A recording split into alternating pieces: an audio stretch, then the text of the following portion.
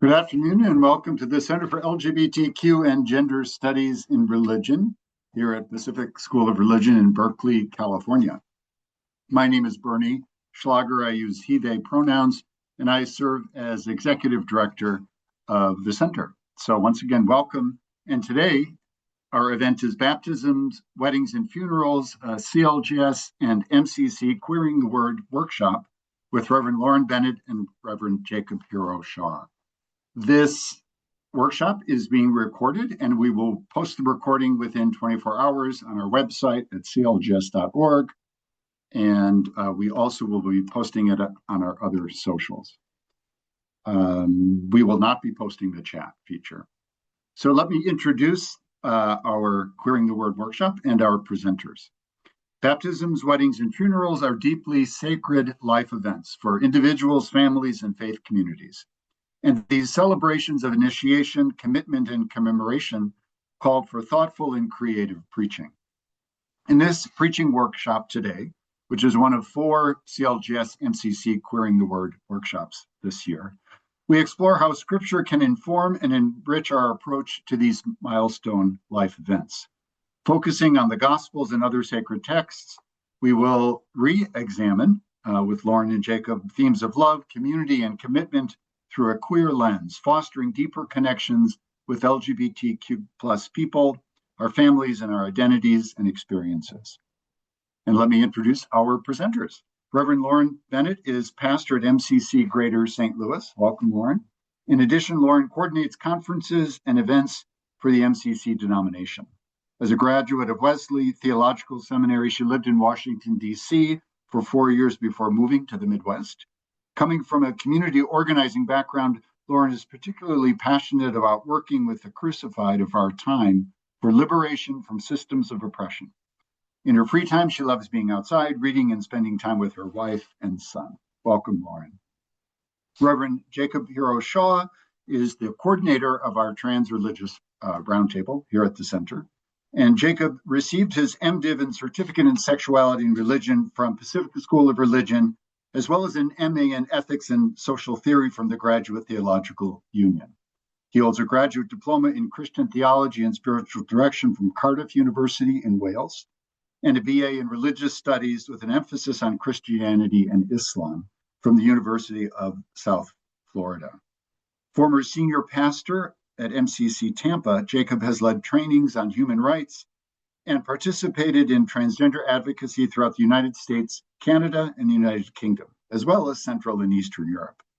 Jakob's favorite things in life are being a dad and living in Tampa, Florida with his husband and their 2 children. So welcome, everyone, and I will turn the Zoom room over to Lauren and Jakob. Hello, welcome. We're so happy to see you all here. If you're able to, you're welcome to put your camera on if you haven't already so we can see you. We love this to be interactive, so as we share, we'd love to hear from you as well. So we're going to share our screen and invite you all into the chat too. As a reminder, this is going to be posted on the CLGS website. We're going to be inviting you to share some experiences and stories, but you never know what you share. Don't complain too much about your congregants, maybe, because they might see it. But the chat does not get posted, so the real talk can happen in the chat. All right, friends, we are gonna jump right in. So in the chat, we invite you to share your name, pronouns, and location. And we invite you to also let us know if someone called you to lead a special liturgical event, a baptism, a wedding, or a funeral. What is your secret hope? If you didn't know yet what it is they're asking you to do, are you hoping that they're saying, we want you to lead a baptism, or you're hoping that they're saying a wedding, or are you hoping for a funeral? So go ahead and just put that in the chat.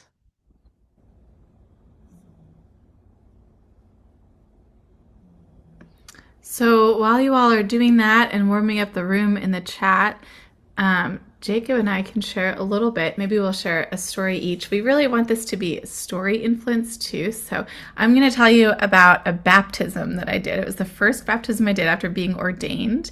And I got a call from a friend of mine I've known for a really long time. Our grandparents met in bereavement class and started dating soon after.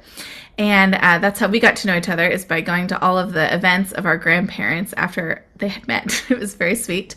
And they met in their late 80s and started dating.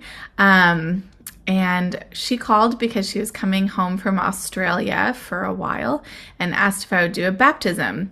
Well, she wasn't Christian, and neither was her husband. They both had grown up Catholic, but they weren't Catholic anymore, but they wanted some sort of dedication. So we co-wrote our own sort of baptismal service, and we wanted it in a special location that felt sacred to them. And the place that we chose was actually a bar. So the very first baptism I did was with this like jar of water in the middle of a bar, and it was absolutely beautiful, and everybody cried because it was so sacred. So we're hoping today that we can open ourselves up to seeing and experiencing the sacred in these kinds of moments, no matter if they are exactly as prescribed as they might be in your book of worship, or if they come from your heart and the people that you're planning with. I'll also, I'm seeing in the chat that people haven't said what they prefer. Maybe I've just missed it. But I'll confess that my first choice would be to do a baptism. My second choice would be to do a funeral, although I don't want you to hear that as me hoping that someone dies. But I would prefer a funeral to a wedding. Wedding is choice number 3. And perhaps it's someone in the chat. We'll keep you anonymized as we speak into what you say in the chat. But speaking into the grief and the end of life is a sacred privilege. I think that's a really beautiful way of saying that. Thank you. And I'll tell a little story as well. I recently, at the end of December, left my church that I had pastored for just over 10 years. And I just a couple days ago got back from a month in Spain. I went to Spain on a kind of healing journey. And while I was in Spain, which was also during Holy Week and Easter, I was participating in a nonviolent communication training that happened to fall during Holy Week. And I met this really wonderful person while I was there who is who's young and kind of newly identifying as queer. And when they discovered that I'm an ordained minister, they asked if I would baptize them because they wanted to be baptized in a way that reclaimed baptism for them away from church and dogma, and wanted to be baptized in the name of love of community and love of connection. And we took this hike before daylight in Basque Country in northern Spain, and went to a flowing river that was so cold. Colder than I knew water could be without it being frozen. Oh my. And we got in up to our shins and then realized we were not doing full immersion baptism because it was too cold. But we did a baptism in the water, and then we sat on the riverbank and watched the sunrise. And that was on Easter Sunday. I had been preparing for months that Easter was going to be so hard for me, and instead it was uh, really probably my best Easter of my whole life because of that moment of queer connection and beauty and creating queer ritual right there in the moment in nature. And I absolutely loved it. So that is my queer baptism story, and it just happened just a couple weeks ago. And lots of people in the chat saying funerals too. I think there's a real sacred privilege in getting to honor someone's life, and especially in the way that some of our communities are able to do that. So we'll talk more about that too. Feel free to keep adding your your responses. And the other thing we just want you to think about as we go is what is it that resonates with you in these events in particular, especially when we think of queering our baptism and funeral and wedding rituals.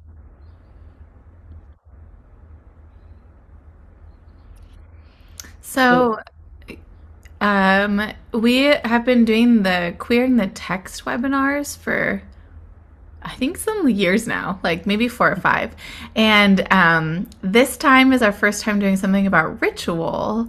So we want to carry some of what we do in the queering the text webinars into this queering ritual webinars because really there's a lot of interplay between those two things, queering the text and queering ritual.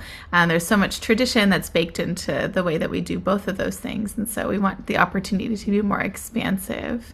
And so when we think about that, we think about how do we kind of bring some new life or different life, or at least consider what we're doing when we have these really big foundational life events that really make people's spiritual lives. When they think about their spiritual lives, many people think about these very things. And so, what does it mean for us to bring a queer lens to these, and how can we offer new meaning through doing that? So, today we hope to challenge some conventional structures in our conversation and also to uphold things that might be important to us in some of those conventional structures that might be different because of just who is doing them. And that's significant too.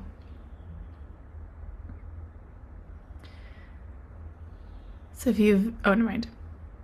oh Now we no, get to define queer. Go ahead. So we like to define queer in these workshops. And last year or the year before, or who knows, what is time? We started using this definition.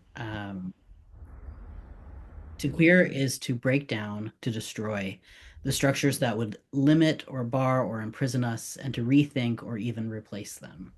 And that's by, we really do need to find out exactly how to pronounce this person's name, but Jenna Kaldlek. We'll find them We need to find them and get to know them a little bit and because let, this is and such a let them know good we quote quote. them. Our previous definition was so long, and this one is pretty good. A lot more condensed. Another one that I really like too is Bell Hooks that talks about being queer is to be at odds with everything in the world, and that's another way to think about it too. So it's not necessarily what our hope in kind of defining queer is to think about it outside of only gender identity and sexual orientation, but to think about how everyone can be a part of the queer community if they're involved in this kind of dismantling and breaking of structure. If anyone else has definitions of queer that you love, feel free to put that in the chat. Especially if you're willing to let us steal it.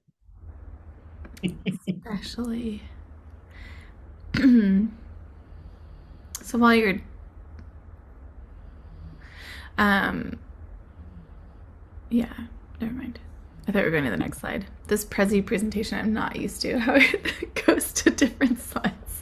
We decided to queer it and try a whole new way of doing our presentations this time. And, yeah. And sometimes queering means being uncomfortable. So I'll admit my discomfort with Prezi.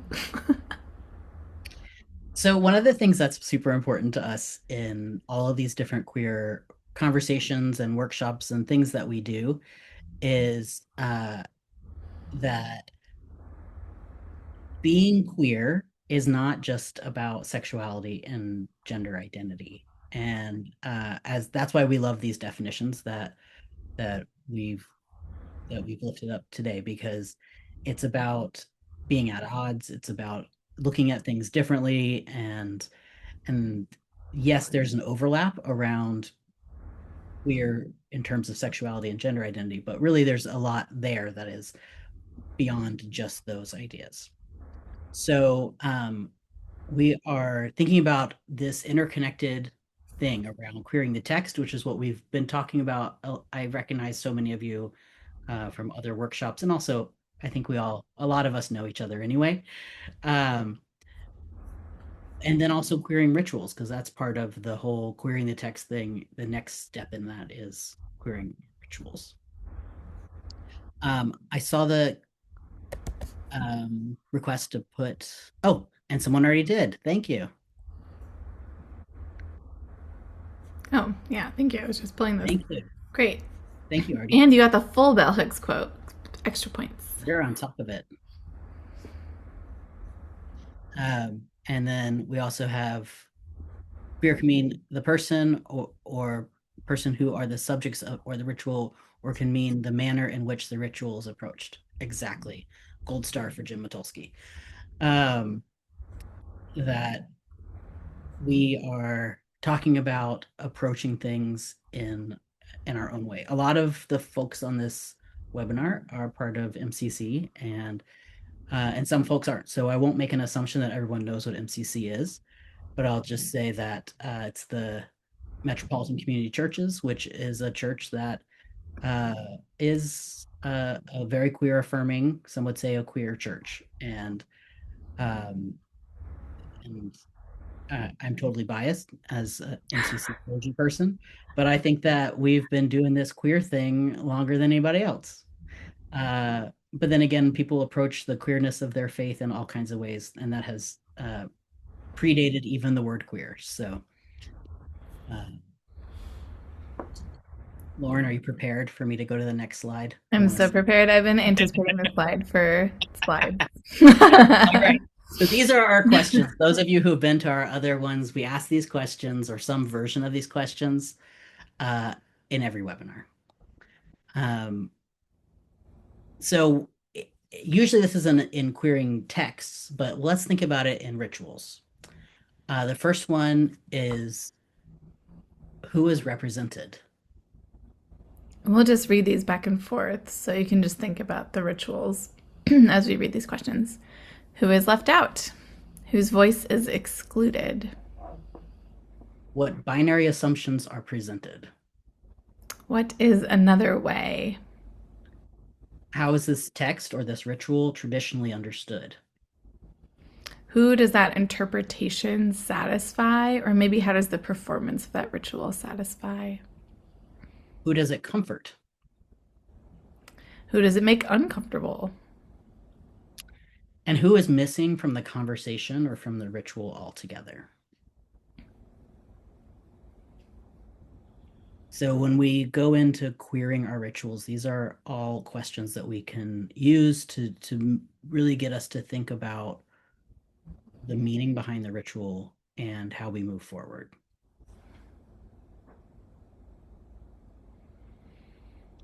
And now we're going to talk about baptisms. So most of us define baptism as an outward sign of an invisible grace. It signifies a commitment that one has, and a commitment that a community might also have toward that person, or that person toward that community. And so we'll talk a little bit about some of the ways that we might think about queering baptism, or some of the ways that we have opportunities to queer baptism, which we've already talked about 2 of those ways. So one of the questions that we have in thinking about this is, how many times can a person be baptized, and what does that signify for one's spiritual journey? In many of our denominational texts, it says that, they'll say any number of things, but often one baptism is enough for one's whole life, that once you're baptized, you're baptized. And so part of queering that understanding is queering, what does that really mean? Who does that satisfy? And for some people who might have changed their names or changed their genders or moved into a new type of religion, having a sort of quote unquote rebaptism or a baptism in a new faith is so significant, actually. So I find at MCC that technically, I think I'm out of the lines of even our own bylaws. We do rebaptisms all the time. And there's lots of times when we run this outdoor ministry called Rugged Spirituality, and we hike and that kind of thing. And we've done so many extra baptisms in the middle of rivers and lakes, and people will just be moved by the Spirit to recommit to their faith in those kinds of journeys and walks. And who am I to keep someone from baptism? Sort of like the Ethiopian eunuch kind of declares their own way into the Christian faith. And I think it's just a beautiful thing to be able to go beyond some of our denominational structure or denominational kind of imposition of what is baptism, to think about what does it really signify for the person in front of you rather than the larger movement that we might be a part of, which I'm sure is heretical. So, and I love it. I love your heresy, and I agree with you. And the story of the Ethiopian eunuch is such a great queer story, right? Because we, in queer scholarship and stuff, there are many examples of people talking about the way that gender expression for eunuchs parallels queer identity today, and also queer in that whole concept of like, well, who gets to say that I can't do this my way right now?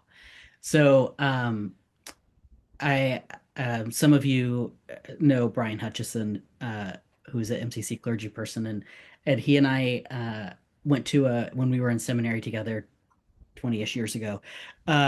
We went to a baptism workshop that was just like a weekend workshop offered by one of the seminaries in the GTU, and the Graduate Theological Union where we were. And the person leading the workshop said, well, you can only get baptized once, and to get baptized more than once is offensive to God. And Brian and I lost our minds.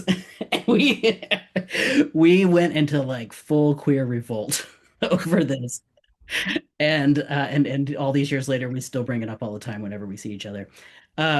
Because it was like the spirit of MCC is so different from that, and in so many other ways, right? And if you're in a denomination that is absolutely like you cannot rebaptize, and someone comes to you and says, my gender identity or my name or my identity, my religious affiliation is different than it was when I was first baptized, how can you handle that? And I mean, I'll tell you, there's an easy workaround, which is that you call it a reaffirmation of a baptism and you do it the same. But what I believe personally, do with this what you will, is that whatever brings a person closer to God and makes someone feel more at home in their spirituality is, it can't be heresy. It is beautiful. And when I was a chaplain for several years, and when I was a chaplain, many of the chaplains had strict rules around baptism, and I ended up baptizing like a lot of babies that had been born and then died soon after birth, or had been what we call a fetal demise, died before birth. And I was like, I'll baptize if that brings the parents comfort. I'll go in and baptize that baby. Like, there's no doctrine that could keep me from doing what makes the people who are asking for the ritual comfortable and feeling at home with God. And even like my example that I told at the beginning of this person who was like, I don't want to be baptized with the language that is usually used. I want it to be about love and friendship and community. And I was like, let's do it. Because that's what made that person feel connected to God. How gorgeous is that? I love the way that you phrased that, Jacob. And recently I was doing a funeral for a dad who had a stillborn child way earlier in life. And at the time, they were in a tradition that did not baptize babies. And their baby died, obviously, and was unbaptized. And the family carried this really spiritual trauma for all these years. I mean, this was 35, 40 years later. And so at the funeral, actually, we prayed for this stillborn baby and talked about reunion between the baby and the dad. And it was such a moving moment that I didn't expect to be, the whole room was moved by that, especially the people who were around in that time and were with the family while they grieved the multiple griefs that a stillborn baby might be.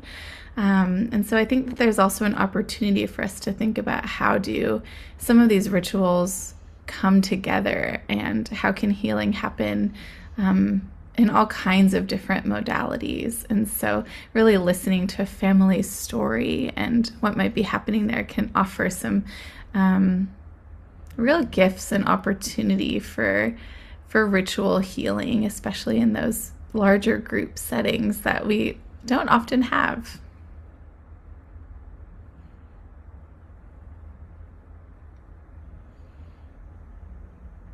So now we're going to switch rituals and talk about queering weddings. So weddings, as we know, celebrate commitment and partnership, but whose commitments and relationships are centered?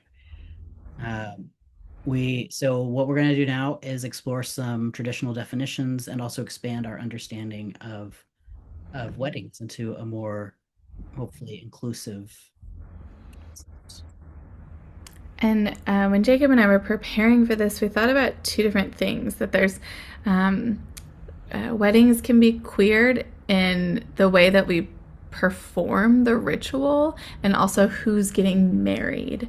And so there's kind of a two-part of that. So we can kind of explore that a little bit more together. So like this, who do we marry is a part of that, right? Like if a polyamorous group comes together and wants to be married or have a holy union, right? Like the marriage is signifies some sort of legal part, which I'm not sure of any place that you can get legally married polyamorously here in the United States, but we can offer a holy union that offers an opportunity for people to make a commitment in front of people that are important to them or even to just themselves.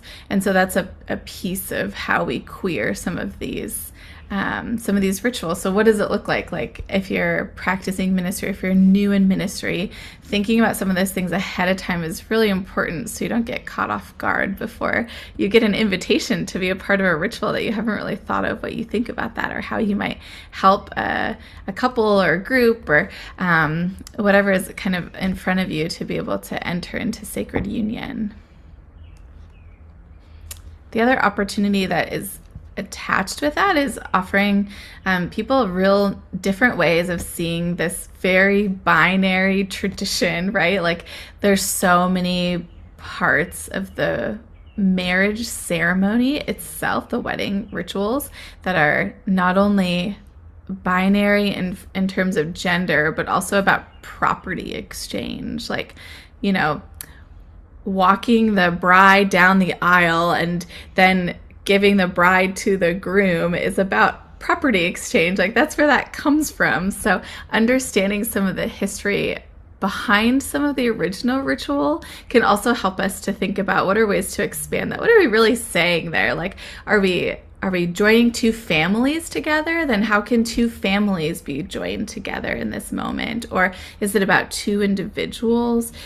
What is this moment signifying for the people that you're marrying? Not necessarily for the tradition itself, but for the people that you're marrying. So I know for me, I've done tons of weddings and all of them have looked really, really differently. Like I've had people come in one at a time. I've had people intentionally walk in with like their best person, whoever that might be. I've had people walk in with both of their parents or with grandparents or with, choosing a couple that they really want to be like in their marriage and honor that position as like I'm stepping into this commitment and here are two people that are walking beside me who have also done this commitment in a way that I want to do it too.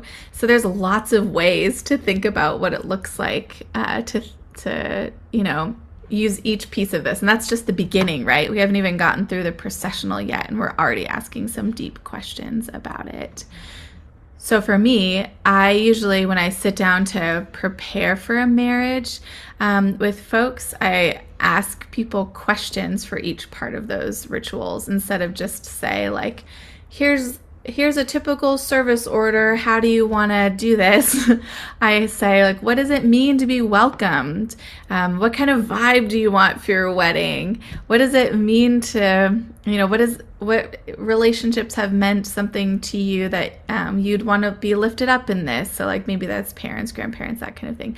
But asking questions throughout the whole time instead of you leading, having the ritual lead, having questions lead instead to have a better idea of where this couple in front of me or this triad or whatever grouping it might be has an opportunity to really think about that more deeply.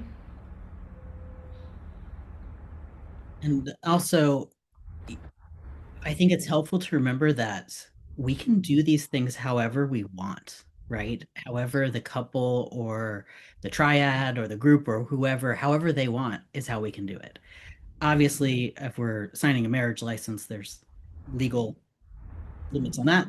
But, people often ask, is it allowed? Whatever it is that they want, is it allowed?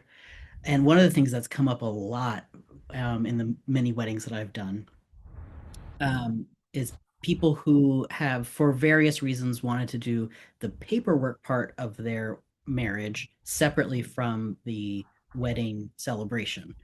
And a lot of people don't know that that's allowed. Like, you can do whatever you want. You can have whatever kind of wedding ceremony you want. There's nobody saying that you can't. Now, in some denominations, obviously there are, but we're talking about queer weddings.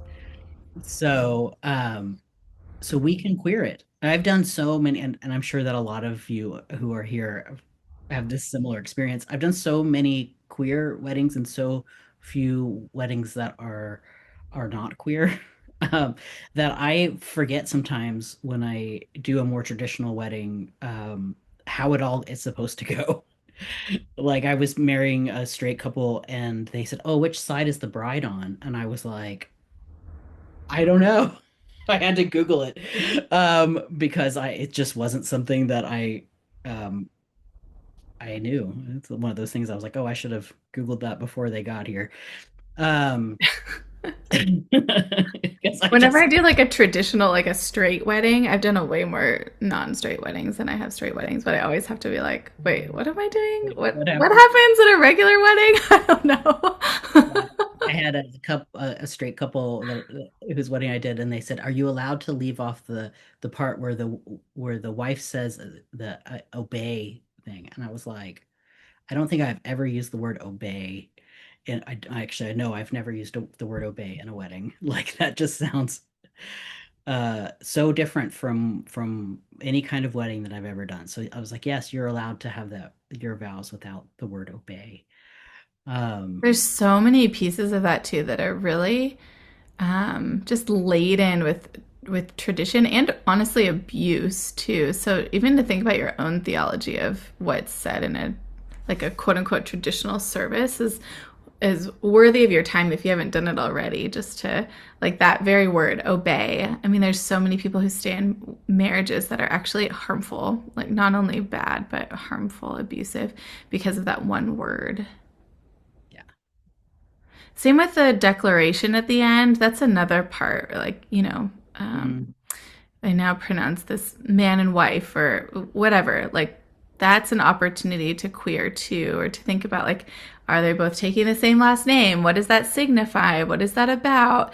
Are we declaring these two people married? Are we declaring them in a new name? Like, what are we saying about that? Like, are we continuing the sort of like property line of who belongs to whom, or are we creating a partnership, or what does that look like? And of course, like all of these things can also be queered because maybe it's a couple that practices BDSM. So like some of the like hierarchies might be really important to them. So not judging for what it might be because of where you might be, or I can speak for myself where I might be. I don't see marriage as a property exchange, but thinking about what does it signify to the people in front of you, and how can you help to create some language that everyone feels good about.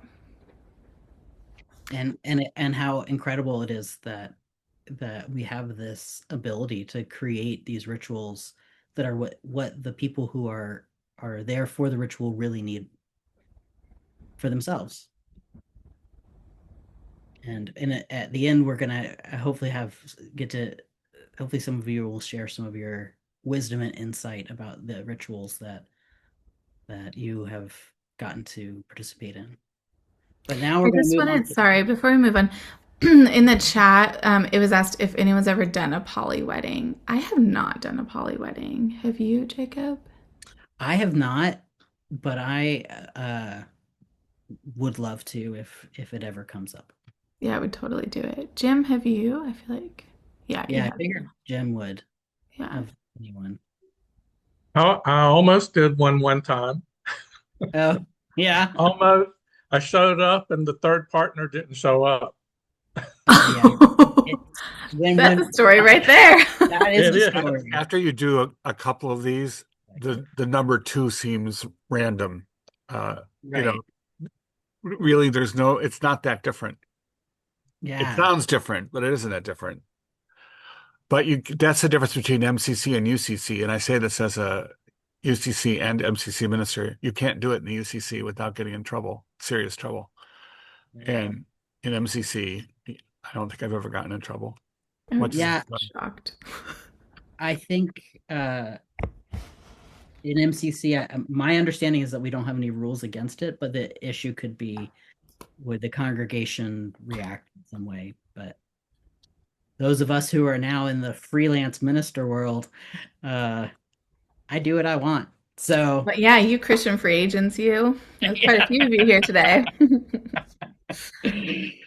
I think like for me it'd be interesting just to think about the logistics of some of that with like a triad, for example, like where does everybody stand and what is that signifying? Who stands where? And like some of those things, like actually I think I'd have to spend a lot of time thinking about like what does that look like and present and what is that? Does that offer any extra meaning than is intended, you know? and like being careful to not refer to them as the happy couple if there's like more than two, and what words do we use? Yeah, I'm someone who hates notes. Like I'll write a manuscript and then not read a single word on it, but I think I'd really have to be very meticulous about what I would say and how to say it and probably use a lot of notes. Yeah, you'd be fine though. You'd make a lot of notes, but then you get up there and not look at them. But I would love to do it. So if anyone is watching this webinar now or later and wants to give me or Jacob or both of us the opportunity to do a poly holy union, call us immediately. We'll on both it. do it. It'll be 2 ministers and however many people are. Oh my gosh, 5 people in a ceremony. I love it. I'm so here for that. That's another thing too. It's like sorry, I know we're going to funerals next, but about weddings, like there's so many ways to queer things. Like even in today's Jacob's wedding anniversary. Happy anniversary, Jacob and Allan. But I was thinking about my own wedding and thinking about like my wife is not particularly religious, but we wanted to do a ritual as the first thing we did after we exchanged our vows. And so, do any of you know that Carrie Newcomer song, Sanctuary? And anyway, it's a beautiful song and it'll make you cry. So look it up if you're in for some tears, some good feel tears. But there's line in it that basically says like, will you remember to bring me a sprig of rosemary? It's beautiful. I mean, it's just beautiful. So we gave everyone a sprig of rosemary and they like came forth like it was communion, but everybody got a little sprig of rosemary, which was really lovely. But there's like things, you can do anything, as many of you know in here, but if this is your first time being like, what? I don't have to only do exchanging of the vows and rings. Like there's so many ways to think about what that might look like. And for us too, we like choosing which minister does it and all of that can be another opportunity to queer that. Like, we had our 2 best friends do our wedding for us. We're lucky we have so many religious people in our lives, so that was pretty easy. But that was a lovely way to honor some of the people who are important to us and lead together. Yeah, we had trouble deciding who would officiate, so we had multiple clergy doing different things in our wedding, which yes was 9 years ago today. Yay. All right, now we're moving on to funerals for real. So, I would say, again, I don't want this to sound like it's a commercial for MCC, but like we really in MCC learned a lot about funerals in the 80s and 90s.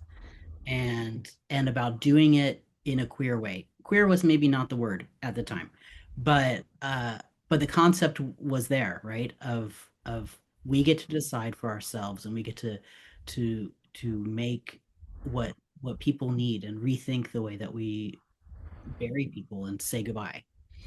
So let's start with thinking about the pre-meeting, right? When you are, if you're lucky enough to get to work with the person whose memorial or funeral you're actually going to do, which is wonderful when you can do that kind of pre-planning.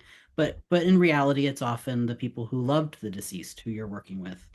So how do we get a comprehensive understanding of the person who has died and their unique life? Then also navigating grief and addressing complicated grief and the unique considerations when we're talking about people who are queer and chosen family. Again, this goes back to that thing of like, we can do what we want. One of the things that I've encountered many times as a clergy person is families of origin who don't accept the person who's died and who they fully were, whether it's their gender identity, the name that they have, the person or people that they loved.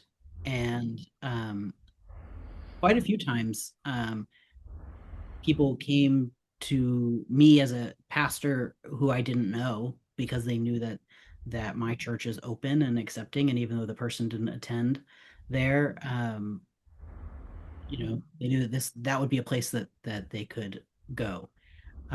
People who died by suicide, we had a surprising number of people whose services I did who I didn't know. I wish I had known them, but the families come because they know, or the chosen family know that a queer church is going to be more welcoming. And lastly, the value of our stories, emphasizing the importance of celebrating these diverse narratives in memorial services and celebrations of life at funerals. I feel, especially with Jim Matulski here, I feel like Lauren and I have nothing to offer when we've got someone like Jim, we've got Keith, so many other people who have been doing this for so long, and especially in those years where in our churches the multiple services every week. Jim, I'm sure you don't even know how many memorial services you've done.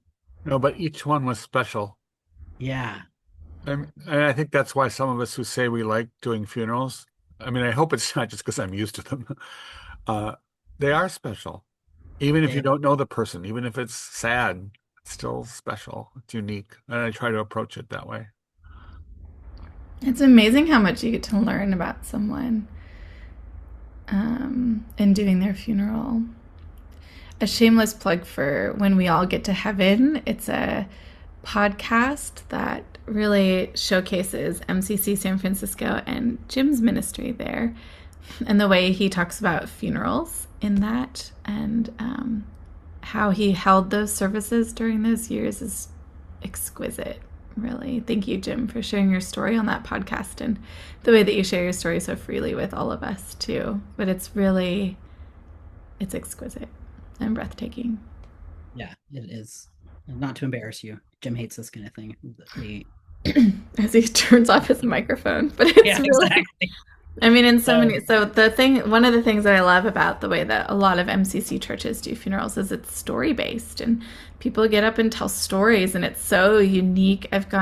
Unfortunately, I'm in a space where there's a lot of people dying around me, and so I've been to a lot of other funerals, and they're like depersonalized, and it's the same prayer, and the minister doesn't know the person, the minister doesn't know the person. And I just love the way that a funeral really is an opportunity to lift up the best of, and the confusing parts and the funny parts. And I love the story-based approach to funerals, and the way that we can take one kind of ritual and create it to be so big and expansive.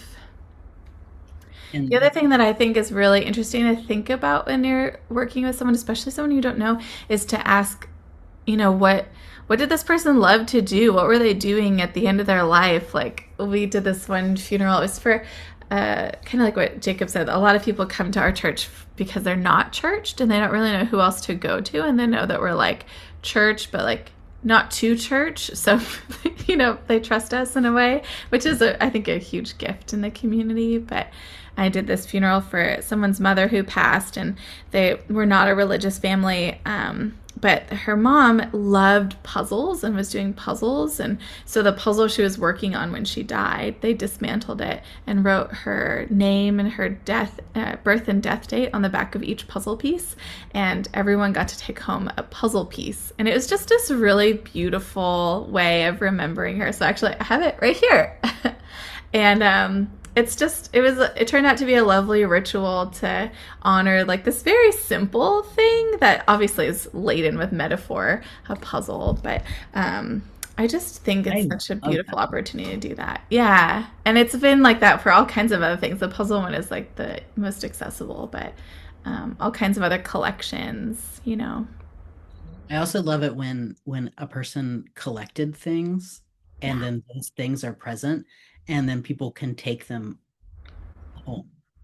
I've done so many services like that where the family or the close friends have the person's collection of whatever it is, and then everyone can take home. So someday all of my Converse will be available. Oh my gosh. I could take one shoe, or a pair if they fit. But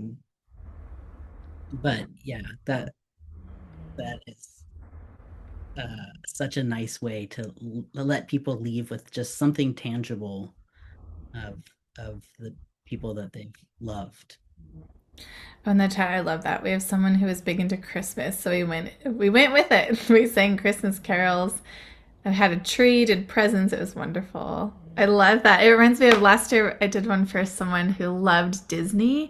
And so everybody got Mickey Mouse ears when they came into the service. And so I led this service with everyone wearing Mickey Mouse ears, and we made this liturgy that like was all these pieces of different choruses from all the Disney musicals, and so everybody sang instead, like, look at this stuff, isn't it neat? Whatever. And then we would like read a little thing. Like it was very fun. All right.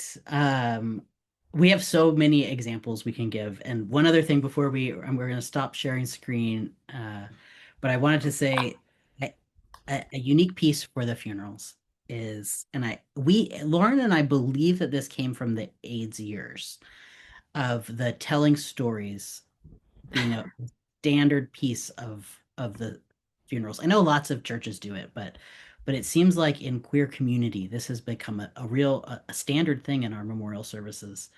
And so I have some practical tips. We had a locally famous drag queen, a very, very well-known drag queen in this area, who was a member of my church and died. Tiffany Middlesex was her name. She'd be mad at me if I talked about her and didn't say her name. And we had a service for her that went on for many, many hours. And we realized ahead of time that there were going to be so many stories and that some of them probably should not go out on the church's Facebook and YouTube channel.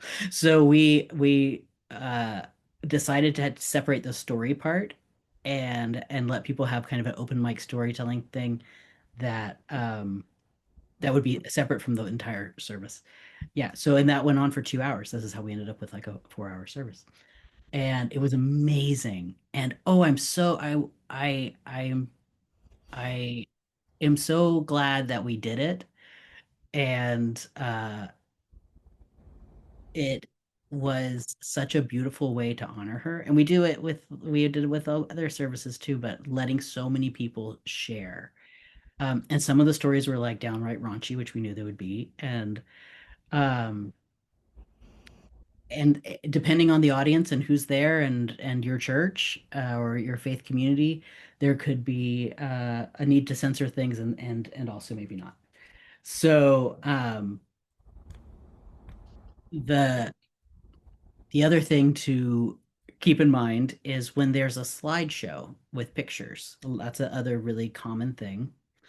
I learned in my first couple of years of being a senior pastor that it might be a good idea to take a look at those slides before you go up. I was pretty new. This was probably in my first year, uh, and I was doing a funeral for someone who I didn't know, but who knew a lot of people at my church, and there were multiple pictures with full frontal nudity, which were not just shown once, but it was a rotating slideshow on the two big screens that were behind me.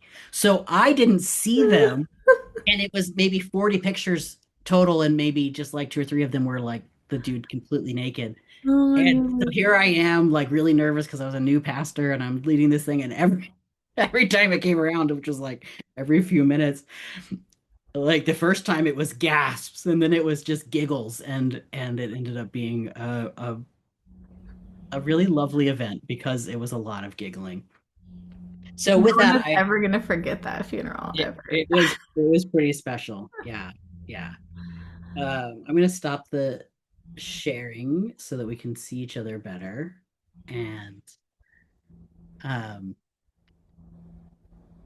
so we have some time now to continue some sharing. And also, this is a great time to ask questions if you're kicking around some ideas and want to kind of workshop something that you're working on around baptisms, weddings, and funerals.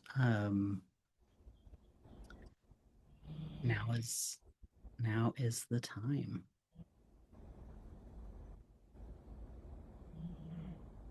We covered it all.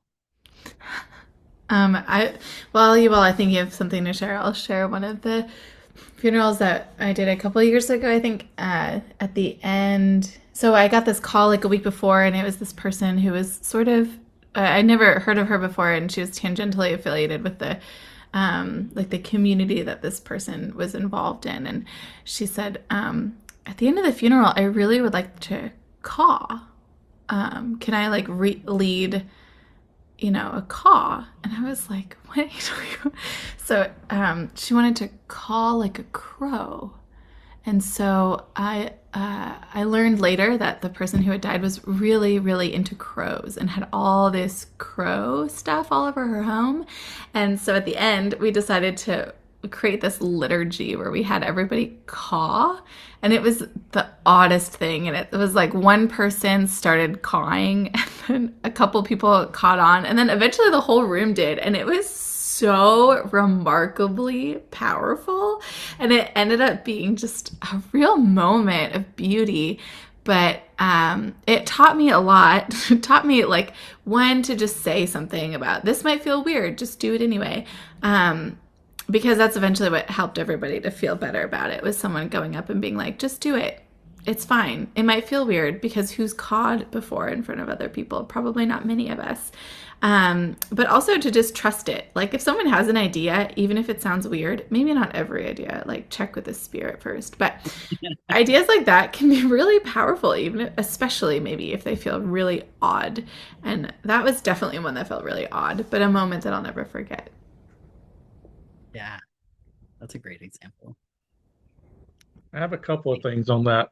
One is your local funeral homes will probably be happy to send a representative over to work with your congregation to do a workshop for them to do a funeral planning. They'll even offer freebies. Of course, this is a sales pitch for them to get you to use their funeral home. But I worked at a funeral home in Baton Rouge when I was the pastor there. And so I learned a whole lot from the inside. And they would just come over and do these wonderful workshops with our congregants.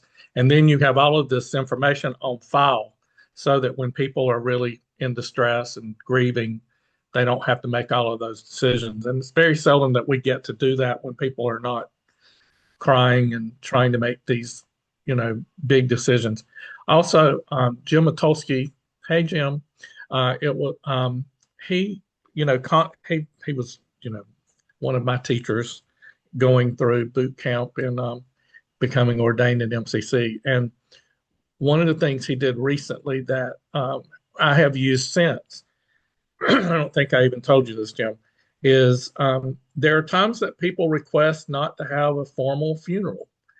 And yet you've got people in your congregation, if someone passes, and then they're like, well, how do we get to say goodbye? And they don't want a funeral. And so what do we do? And Jim did a couple of online memorials that were very informal. It was just like this. We just announced we're going to do this Zoom. It's not, it's not terribly organized. We're just going to get on and share some stories, share our feelings about the person. And we've done that several times since then. And I find that in these modern times, especially when people are all over the world and can't travel to a particular place to have a formal funeral, that this is a wonderful venue for us to be able to get on and share those stories you were talking about a while ago, Lauren.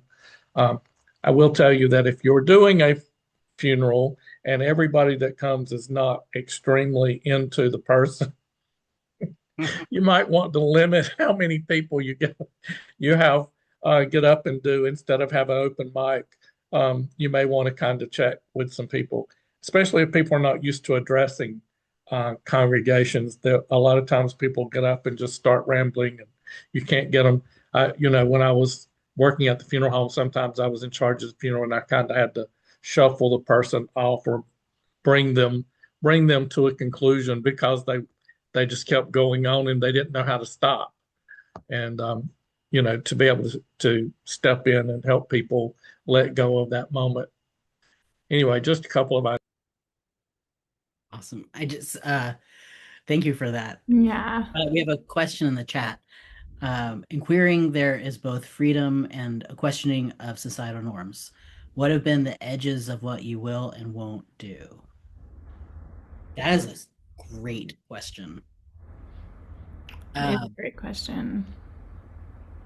Yeah. I'm maybe a little bit permissive in what I really strongly believe in allowing people to do what they want to do. Now, that said, I am very conscientious about sexual themes if there is any possibility that children might be present. So, like, for instance, the story I told about the person who had the full frontal nudity pictures they did not know were flashing up on the screen behind me. Had there been children present at that service, my reaction would have been very different. I let the slideshow continue repeatedly throughout the rest of the service, but if there had been kids present, I would have. So for me, that's my line, right? Is where are we in a situation where the same goes for a live stream if it's something that's being live streamed, and that example I gave about the drag queen and the stories that I didn't want to go out on our church's social media. It wasn't about the stories or any kind of shame around sexuality or drug use, although that is the content that I was concerned about. It's kids having access to the content. So that's my line. But others, feel free to share yours. And feel free to unmute and jump in. Yeah, you can just jump in. We feel like we need to fill the time for people who are watching later, so that's why we're talking so much, but feel free to cut us off.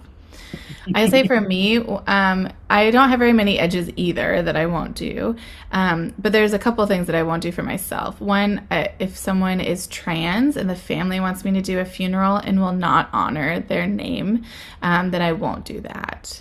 I have done one exception to that, which was a kind of unique circumstance. I was the spiritual director for someone who died at the hands of the state, so it was an execution, and I did do a service for the family who did not recognize her pronouns and gender identity. So I compromised and said, every time I say the name that you know this person by, I will say the name that I know this person by. And that's how we got through that. That was a very difficult funeral anyway. And there's lots of reasons that I decided to do that anyway, just because it was out of the norm of a lot of things. But we did have a separate service for anyone who is her friend who is in the LGBT community, and we did it in a separate location at a separate time and did not invite any of the family to be there on purpose. And so there's a little bit of that too that you can think about. Like there's no reason to have just one service for some people. Like some people, you might need to decide how you want to dance that line between family, a chosen family, and family of origin. And so there's lots of ways, and probably better ways than I even know, to do that. So that's one line that I have, that I won't use someone's dead name. The other is abuse. If I have any sort of feeling that a couple there might be an abusive situation in that, I won't do the wedding. I've refused 2 weddings so far because I didn't feel like I could honor them, and I didn't feel like there was an even playing ground in the couple, so I will refuse that too. So those are my edges. But if everyone's safe and honored and respected, then I'm pretty much down for whatever. So that part is pretty freeing. Thank you. I echo all of that. I totally agree. And another piece on dead naming. Some folks use multiple names in different contexts, and if you know the person, if you knew them before they died, and also we can talk about in a wedding context, some people, it's the same thing, right? They go by multiple pronouns, multiple names. As long as you know that that's what that individual wants or would have wanted. I found, like in that example that I gave earlier about this person who was a drag queen, she used every kind of pronoun that you can use, and was like, I don't care, you can call me whatever. And I named that at the beginning of the service. I said, we're going to tell stories, and some of you are going to call her by one name and some by another, some by some pronouns, some by a different pronoun. And because we know that this is what this person liked, then we will do that. Yeah, I see some folks are needing to hop off, and we are at our time, but I think we can stick around for just a little bit more, if that's okay. And in case anybody has any other things you want to share, bits of wisdom. Mark, I see you unmuting.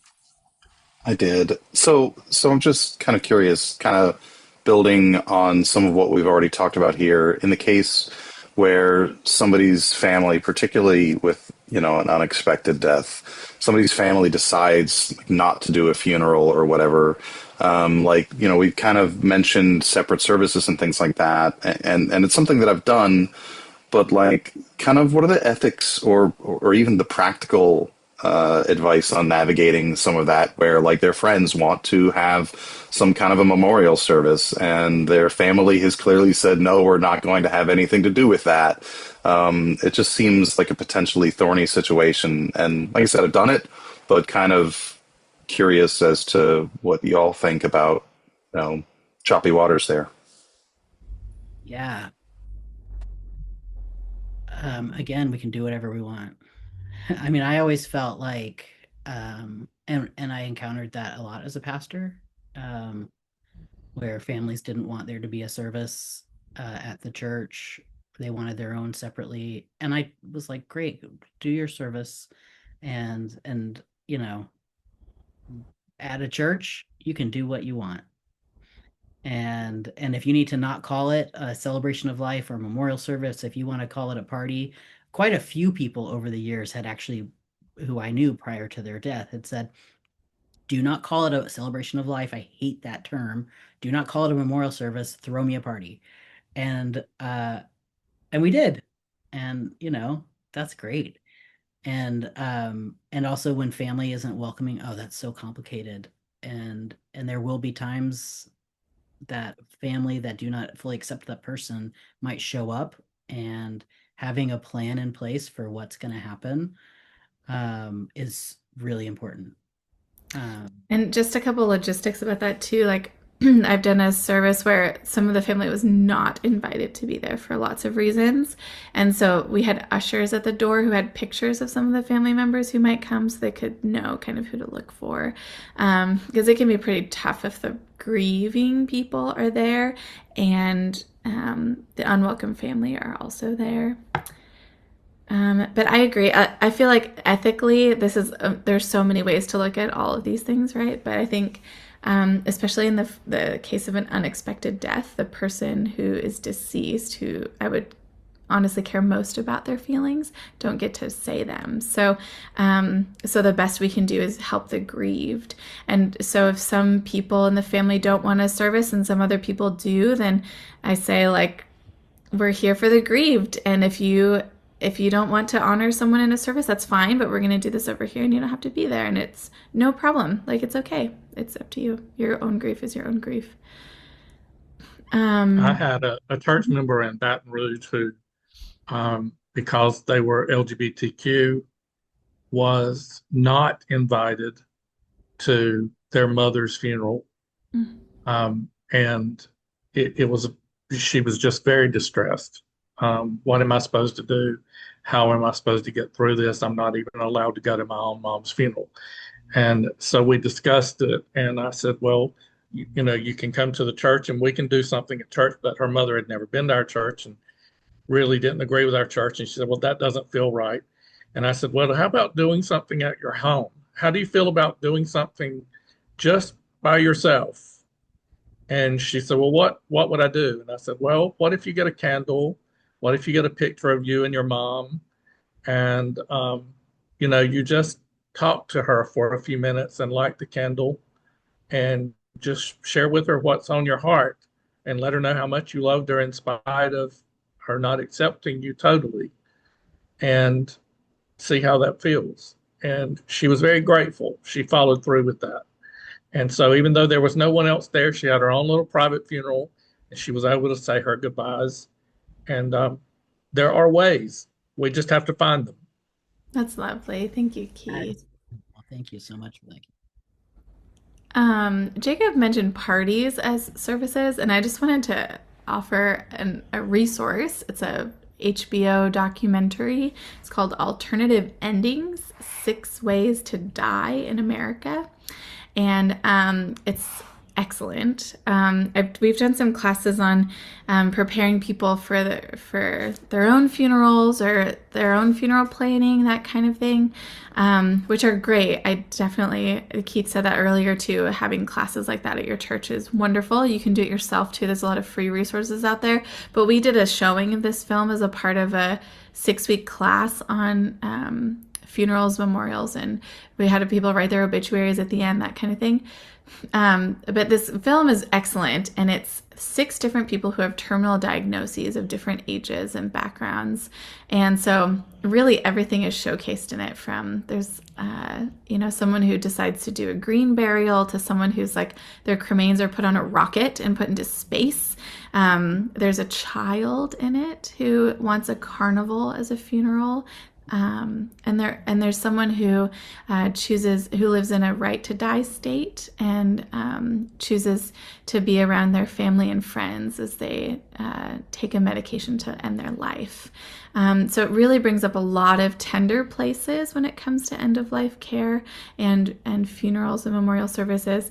And there's a living celebration too. So someone who wanted to hear all those stories that people say about us when we're dead that we never get to hear when we're alive. And so he had one for himself. So each one of these really raised a lot of questions for the people who gathered. And I thought it was just an excellent resource to be able to share with your community and even just watch yourself. I think I watched it during the pandemic, which was a terrible time to think about death, but it was everywhere. And I went through a whole box of tissues in like this 75-minute documentary. I think Jim just had to leave. But the other thing that if Jim were still here right now, he would say that you should do death cafes. And if you haven't heard about a death cafe, it's a time when people come together and talk about death. There's no agenda. And you can look up how to do them. There's a whole website that's dedicated to them. But that's basically it. Bring some food, tell people we're going to talk about death, and invite people into that. And we've done a couple at our church, and they've been very, very powerful for people to just talk about death. And all kinds of stuff comes up in those. So it's another thing to think about, specifically about funerals, obviously, but another opportunity. Well, thank you all for being here. And Bernie just put in the chat to check out the CLGS website, where you'll get to hear about other webinars and events and things. And Thank you for your time. We owe you 10 minutes of our lives. And the next Queering the Word workshop will be May 20th. So it will be a fulsome event with Lauren, Jacob, and also Reverend Dr. Tijuana Gray. So be sure to join us. We'll make sure you get news on that. And yeah, thank you, Lauren. Thank you, Jacob. Thank you, everyone, for being here. And yeah, we look forward to seeing you again in another CLGS MCC program. Great seeing all of you. Thank you, Bernie. Thank you all.